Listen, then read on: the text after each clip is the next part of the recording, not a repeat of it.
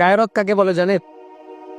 নিজের স্ত্রীর শরীর দেখা তো দূরের কথা, নিজের স্ত্রীর চেহারা দেখা তো দূরের কথা, আপনার স্ত্রীকে পরপুরুষ দেখা তো দূরের কথা, আপনার স্ত্রীর নাম যেন কেউ না শুনে, এটাকে গায়রত বলে। আল্লাহ নবী সাহাবীদের একজন সাহাবীর স্ত্রীর নাম আর একজন সাহাবী জানতো না। চেহারা তো দেখা দূরের কথা, নিজের গঠন, শরীরের গঠন দেখা তো দূরের কথা, একজন সাহাবীর স্ত্রীর নাম অপর সাহাবী দেখতো, অপর সাহাবী জানতো না, তাকে দেখতো না। তো এটাকে বলে গায়রত। আপনার স্ত্রীকে আপনি সাবধানতার সাথে পর্দার সহিত আপনি রাখবেন, এটাকে গায়রত বলা হয়।